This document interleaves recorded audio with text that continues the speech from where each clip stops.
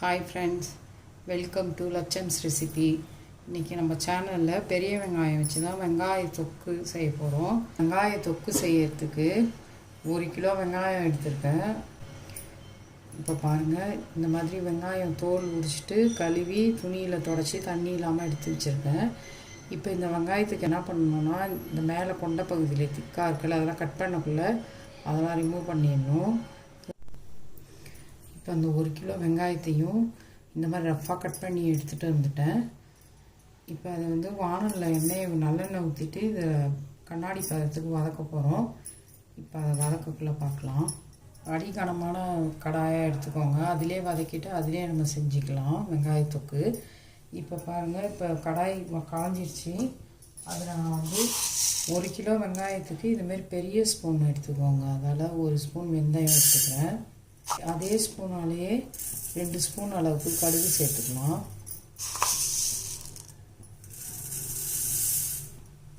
தீஞ்சிராமல் லைட்டாக வெந்தயம் செவந்து வரும்போது எடுத்துடலாம். தீஞ்ச மாதிரி ஆச்சுன்னா கசக்கும் நமக்கு. இப்போ கடுகும் வெந்தயத்தையும் வறுத்து ஒரு தட்டில் மாற்றிட்டு அதை ஆறுனதும் நம்ம பவுடர் பண்ணிக்கலாம். இப்போ இந்த வெறும் கடாயில் நல்லெண்ணெய் தான் நான் எடுத்துக்கிறேன். இப்போ நல்லெண்ணெய் அதில் ஒரு 100 எண்ணெய் அளவுக்கு சேர்த்துக்கலாம்.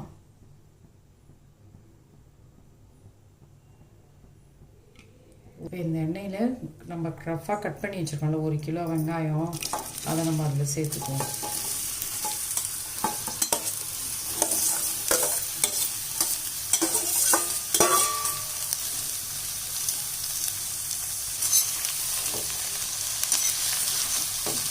எண்ணெயில் எல்லா வெங்காயம் போடுற மாதிரி திருப்பி விட்டுக்கலாம். திருப்பி விட்டு வெங்காயம் கிட்டக்கே நல்லா கிண்டி விடணும். கிண்டி விட்டு இந்த வெங்காயம் கண்ணாடி பதம் மாறினா போதும். அந்த அளவுக்கு தான் நம்ம வதக்க போகிறோம். ரொம்ப சுருளாக வதக்கணும்னு அவசியம் இல்லை. ஏன்னா அதுக்கப்புறம் ஆற வச்சு அது திரும்பவும் நம்ம பல்ஸ் மோடு வச்சு சின்னதாக குட்டி குட்டியாக இருக்கிற மாதிரி நம்ம அரைச்சி எடுத்துக்கணும். அது ரஃப்பாக திரும்பவும் ஆறணும். வெங்காயம் வதங்கிட்டோம். ஒரு பெரிய லெமன் சைஸ் புளி எடுத்துருக்கேன். இப்போ இந்த புளியை நம்ம தனித்தனியாக பிச்சுட்டு அதில் காம்பு ஓடெல்லாம் இருக்கும்ல, இந்த மாதிரி காம்பு இருக்கும், அந்த காம்பு பகுதியெல்லாம் பிச்சு எடுத்துடணும். நல்லா திருப்பி விடணும். அப்போ வெங்காயத்தை மீடியம் ஃப்ளேம் வச்சுக்கோங்க. இப்போ பாருங்கள், புளியெல்லாம் நல்லா பிச்சுட்டு அந்த சைடில் இருந்த காம்பு ஓடு பகுதி எல்லாத்தையும் எடுத்துட்டேன். ஒரு பெரிய லெமன் சைஸ் புளியை க்ளீன் பண்ணி அதை அதில் சேர்த்துக்கலாம்.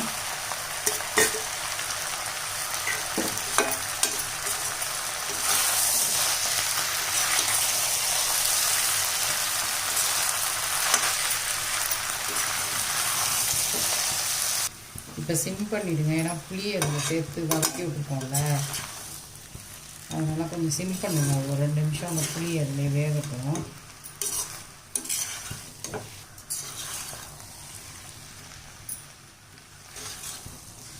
இந்த மாதிரி அடியோடு சேர்த்து திருப்பி விடுங்க. நல்லா அந்த புளி வெங்காயம் எல்லாம் சேர்ந்து ஒரு 2 நிமிஷம் இருக்கட்டும். அப்போ அந்த புளியும் சேர்ந்து அந்த வெங்காயத்தோடு வதங்கி வெந்து வரும்.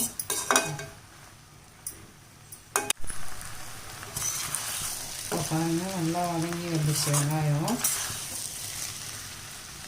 இப்போ புளி சேர்த்து கிண்டி விட்ருக்கோம். 1 நிமிஷமாக ஆகிட்டு, இன்னும் 1 நிமிஷம் வதங்கிட்டு வரணுங்களா. இப்போ ஆஃப் பண்ணிடலாம். ஸ்டவ் ஆஃப் பண்ணிவிட்டேன். இது ஆறட்டும். நல்லா ரூம் டெம்பரேச்சர் அளவுக்கு ஆறணும். அப்போ தான் மிக்சியில் வச்சு பல்ஸ் மோடில் 2 திருப்பினோம்னா நல்லாயிருக்கும். நீங்கள் ஃபஸ்ட்டு புளியெல்லாம் தனியாக அப்படி எடுத்துகிட்டு ஆற வைக்கக்குள்ளே எடுத்துக்கோங்க. தட்டில் எடுத்துகிட்டு ஃபஸ்ட்டு புளியை சேர்த்து மசிச்சுட்டு அதுக்கப்புறம் வெங்காயத்தை சேர்த்து பல்ஸ் மோடில் அப்படியே குறப்பாக இருக்கிற மாதிரி அரைச்சி எடுத்துக்கணும். அரைச்சிட்டு காட்டுறேன் ஆறுனதும். நல்லா ஆறட்டும்.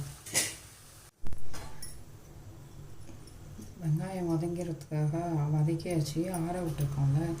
இந்த ஸ்டேஜில் இதில் நம்ம கல் உப்பு சேர்த்துக்கலாம் தேவையான அளவு. நான் 2 டேபிள் ஸ்பூன் அளவுக்கு சேர்க்குறேன். பார்த்துட்டு அப்புறம் வேணுன்னா சேர்த்துக்கலாம் நம்ம. ஏன்னா கல் உப்பு சேர்க்கறதுனால இதிலே சேர்த்துட்டு கிண்டி விட்டுடலாம். நம்ம மிக்சியில் இதை ஒரு தடவை பல்ஸ் மோடில் அரைச்சிட்டு தான் திரும்ப நம்ம செய்ய போகிறோம். ஆறுனதும் இந்த உப்பு இதில் கலந்து வச்சிட்டோம்னா உப்பு ஈஸியாக மசிஞ்சிடும். புளியை அதுலேருந்து எப்படி தனியாக எடுத்துட்டேன். இப்போ ஃபஸ்ட்டு புளியை நல்லா சுற்றி எடுத்துக்கலாம் மிக்ஸி ஜாரில். புளி மசிஞ்சதும் இந்த வெங்காயத்தெல்லாம் குறப்பாக மசித்து எடுத்துக்கணும். பேஸ்ட்டு மாதிரியே அரைச்சிடக்கூடாது, ஒன்றும் பாதியமாக இருக்கிற மாதிரி அரைச்சி எடுத்துக்கணும் வெங்காயத்தை. இப்போ அரைச்சிட்டு வந்து காட்டுறேன். இப்போ பாருங்கள், மிக்ஸி ஜாரில் ஃபஸ்ட்டு புளியை தனியாக எடுத்துருந்தால புளி வந்து அந்த வெங்காயம் சூட்லேயே ஆறுற வரைக்கும் இருக்கட்டும். அப்போ தான் நல்லா புளி ஊறின மாதிரி ஆகும், அப்போ தான் மசியும் நம்மளுக்கு. ஃபஸ்ட்டு புளியோடு சேர்த்து கொஞ்சம் நல்லா அரைச்சிட்டேன். அதுக்கப்புறம் வெங்காயத்தெல்லாம் சேர்த்து இந்த மாதிரி குறப்பாக அரைச்சி எடுத்துக்கோங்க, ஒன்றும் பாதியமாக. தெரியுதா? இந்த மாதிரி அரைச்சி எடுத்துக்கணும். இப்போ ஸ்டவ் ஆன் பண்ணி அதே கடாயை அதில் சேர்த்து வச்சுக்கலாம். இப்போ அதில் முன்னாடி வதக்கும் போது ஊற்றணும்ல, அதே அளவுக்கு நல்லெண்ணெயை தான் சேர்த்துக்கணும். நம்ம சேர்த்து ஊற்றிக்கோங்க. இப்போ வானல் சூடு ஏறிடுச்சு. நம்ம சேர்த்துன நல்லெண்ணெயோட இப்போ நம்ம அரைச்சிட்டு வதக்கி ஆற விட்டு அரைச்சோம் இல்லையா வெங்காயம் வேகுது, அதை நம்ம அதில் சேர்த்துக்கலாம். இந்தமாரி ஒன்றும் பாதியமாக இருக்கிற மாதிரி அரைச்சிக்கோங்க, ரொம்ப மசிச்சிட வேணாம்.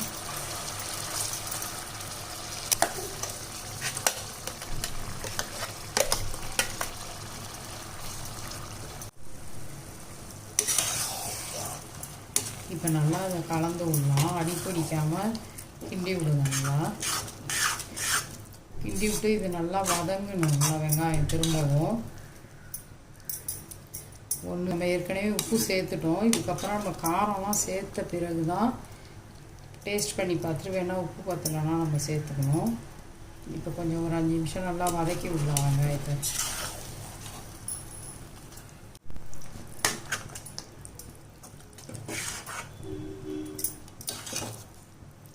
நம்ம ஏற்கனவே கொஞ்சம் எண்ணெய் ஊற்றி தான் வெங்காயத்தை வதக்கணும். இந்த ஸ்டேஜில் நம்ம மஞ்சத்தூள் சேர்த்துக்கலாம். 1/2 டீஸ்பூன் அளவுக்கு மஞ்சத்தூள் சேர்த்துக்கிறேன். காரத்துக்கு வெறும் மிளகாய்த்தூள் தான் நான் சேர்க்க போகிறேன். ஒரு 4லேருந்து 5 டேபிள் ஸ்பூன் சேர்த்துக்கலாம். 2 3 4 5 ஸ்பூன் சேர்த்துருக்கேன். சேர்த்து இப்போ நல்லா கலந்து விட்டுக்கலாம்.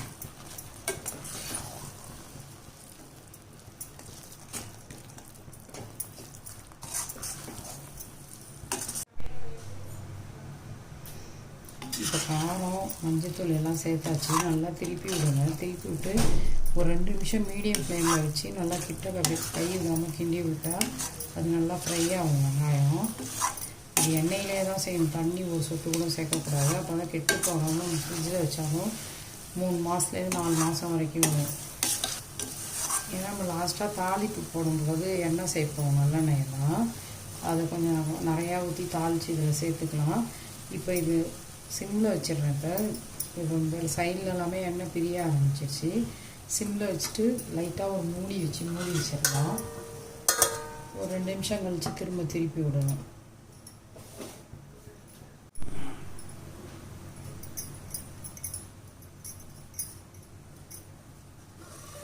இப்போ மூடி வச்சுருந்தேன் இல்லையா, ஒரு 3 நிமிஷம் ஆயிடுச்சு. இப்போ பார்த்தீங்கன்னா எண்ணெய் சைடெல்லாம் பிரிய ஆரம்பிச்சிருச்சு. இப்போ நான் டேஸ்ட் பண்ணி பார்த்துடலாம் உப்பு காரம்லாம் சரியாக இருக்கான்னு.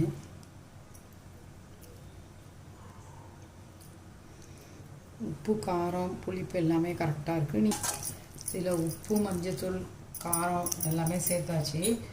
இப்போ வெந்தயம் கடுகு வறுத்து எடுத்தோம் இல்லையா, 1 டேபிள் ஸ்பூன் அளவுக்கு வெந்தயம், 2 டேபிள் ஸ்பூன் கடுகு, அதை வறுத்துட்டு இதை பவுடர் பண்ணி எடுத்துகிட்டு வந்து வச்சுருக்கேன். இப்போ இதுலேருந்து ஒரு 3 டேபிள் ஸ்பூன் அளவுக்கு சேர்த்துக்கலாம் அந்த பவுடரை.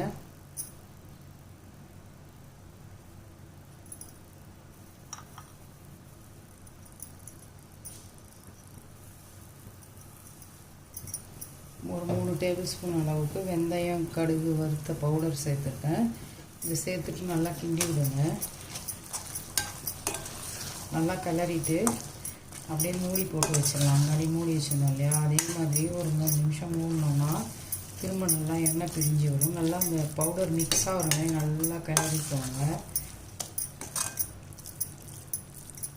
இப்போ இதை ஒரு 3 நிமிஷம் மூடி வச்சிடலாம். சிம் பண்ணிவிடுங்க அடுப்பை. சிம் பண்ணிவிட்டு ஒரு 3 நிமிஷம் மூடி போட்டு வச்சுருங்க. திரும்ப மேலே எண்ணெய் பிரிஞ்சு வரும். அப்போ நல்லா கிண்டி விட்டுட்டு நல்லா சூப்பராக இப்போ வாசனை வருது, வெங்காயத்துக்கு வாசனை. இப்போ ஒரு 3லேருந்து 4 நிமிஷம் தட்டு வச்சு மூடி வச்சிட்டேன். நல்லாவே எண்ணெய் பிரிஞ்சு வர ஆரம்பிச்சிருச்சு. தெரியுதா? சைடெலாம் எண்ணெய் கொப்பிச்சிட்டு இருக்கு பாருங்க. இந்தமாதிரி எண்ணெய் பிரிய ஆரம்பித்தோடனே நல்லா அடியிலேருந்து சேர்த்து நல்லா மிக்ஸ் பண்ணிக்கோங்க. வானலில் ஊற்றாமல் இந்த வெங்காயத்தோட்டு நல்லா சுற்றிக்கிட்டு வரணும். இந்த மாதிரி நல்லா கிண்டினாலும் நல்லா டேஸ்ட்டாகவும் இருக்கும், வீணாக போகாது சீக்கிரம். இந்த அளவுக்கு இருக்கணும். இப்போ மீடியம் ஃப்ளேமில் வச்சுட்டு ஒரு 2 நிமிஷம் நம்மளே அப்படியே கிண்டி விடலாம். இந்த மாதிரி வானலில் ஒட்டாமல் வந்தாலே ரெடி ஆகிடுச்சு நமக்கு அந்த தொக்கு, வெங்காய தொக்கு.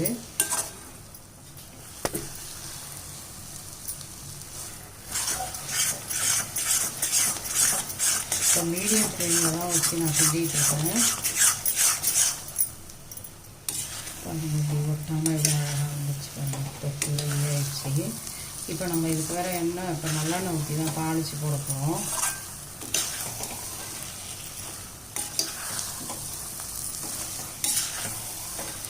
நம்ம தாளிப்புலாம் போட்ட பிறகு நம்ம வானலை வச்சு கிண்டக்கூடாது.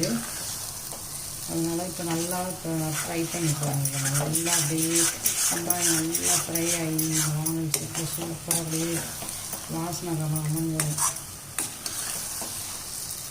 இப்போ இந்த அளவுக்கு வந்து அப்படி அல்வா மாதிரி வரணும். அப்படி தொட்டு இந்த மாதிரி வரும்போது சொல்லுவேன். இப்போ நான் மீடியமில் வச்சு நான் கிண்டி கொடுத்துட்ருக்கேன். ஃப்ளேம் ரொம்ப ஹையாக வச்சிட்டோன்னா சைடெல்லாம் தீய ஆரம்பிச்சிடும். அதனால தான் மீடியம் ஃப்ளேமில் வச்சு ஒரு 2 நிமிஷம் கிளறி கொடுத்துட்டோம்னா போதும்.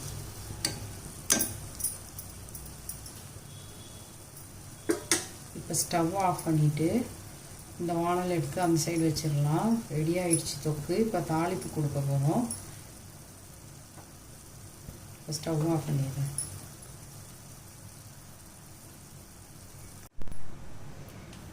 இப்போ நான் தாளிக்கிறதுக்கு கடாய் ஒன்று சின்னதை எடுத்து அடுப்பில் வச்சுட்டேன். இப்போ தாளிக்கிறதுக்கு கருவேப்பிலை கழுவி தண்ணி இல்லாமல் எடுத்து வச்சுருக்கேன். ஒரு பெரிய கட்டி பூண்டு அதை எடுத்து இடிக்கிற கல்லில் இடித்து வச்சுருக்கேன். 4 காஞ்ச மிளகா கிள்ளி வச்சுருக்கேன். அதுமாதிரி 1/2 டீஸ்பூன் அளவுக்கு பெருங்காயத்தூள் வச்சுருக்கேன். கடுகு உளுத்தம் பருப்பு சேர்த்து தாளிக்கணும். நல்லெண்ணெயிலே தான் தாளிச்சிக்கணும். அப்போ தான் வெங்காய தொக்கு சூப்பராக இருக்கும். இப்போ நான் அந்த வானலில் நல்லெண்ணெய் சேர்த்துக்கிறேன்.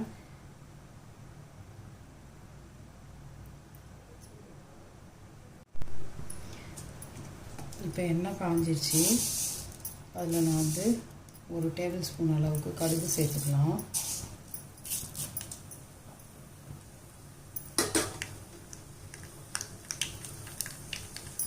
கடுகு வெடிக்க ஆரம்பிச்சிருச்சு. அதுமாதிரி 1/2 டேபிள் ஸ்பூன் அளவுக்கு உளுத்தம் பருப்பு சேர்த்துக்கலாம்.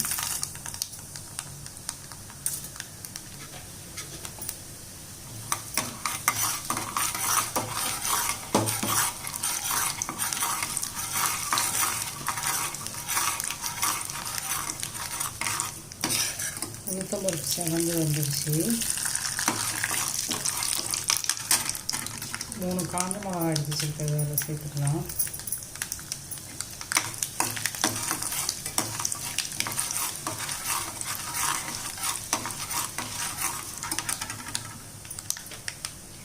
இப்போ எடுத்து வச்சுருக்க அந்த பெருங்காயத்தையும் சேர்த்துக்கலாம்.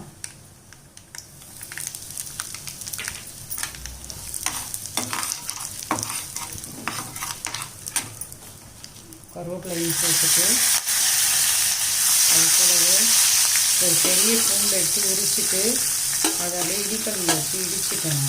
நீங்கள் கட் பண்ணி போட்டாங்க போட்டுக்கோங்க. இடித்து போட்டோம்னா வாசனையாக இருக்கும். இடிச்சு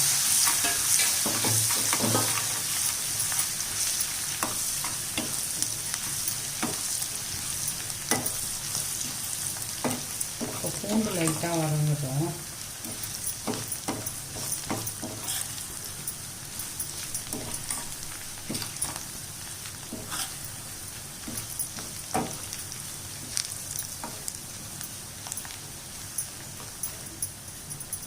இப்போ இதை எடுத்துடலாம். இப்போ அந்த தாளிப்பை நம்ம அந்த வெங்காய தொக்கில் சேர்த்துக்கலாம். தாளித்ததை இவன் நல்லெண்ணெய் கொஞ்சம் கூட ஊற்றி தாளிச்சுக்கோங்க. ஏன்னா அதை நம்ம மாதக்கணக்கில் வச்சு யூஸ் பண்ண போவோம் இல்லையா. அப்போ அந்த பாட்டிலில் மேலே எண்ணெய் இருக்கிற மாதிரி இருந்தால் தான் கெட்டு போகாமல். அதையும் எடுக்கக்குள்ளே ஈரக்கரண்டி இல்லாமல் வச்சு எடுத்துக்கணும். ஸ்பூன் நம்ம சாப்பிட்றதுக்கு கொஞ்சம் நேரம் முன்னாடி எடுத்து வெளியில் வச்சுட்டோம்னா சில்லுக்கு போயிடும். சுடு சாதத்தில் நம்ம மிக்ஸ் பண்ணி சாப்பிடும்போது செம்ம டேஸ்ட்டாக இருக்கும். சப்பாத்தியோடு எடுத்துக்கலாம், சாம்பார் சாதத்துக்கு தொட்டுக்கலாம், தயிர் சாதத்துக்கும் தொட்டுக்கலாம். எல்லாத்துக்குமே அல்டிமேட்டாக இருக்கும் வெங்காய தொக்கு. வெங்காய ஊறுவா ரெடி ஆகிடுச்சு.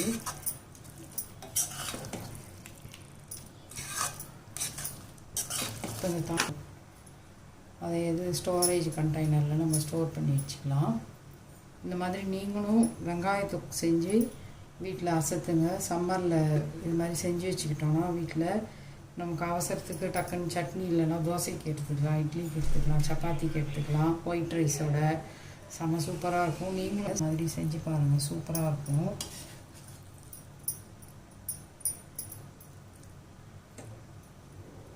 ஹச்எம்ஸ் ரெசிபியை லைக் பண்ணுங்கள், ஷேர் பண்ணுங்கள், சப்ஸ்கிரைப் பண்ணுங்கள். தேங்க்யூ.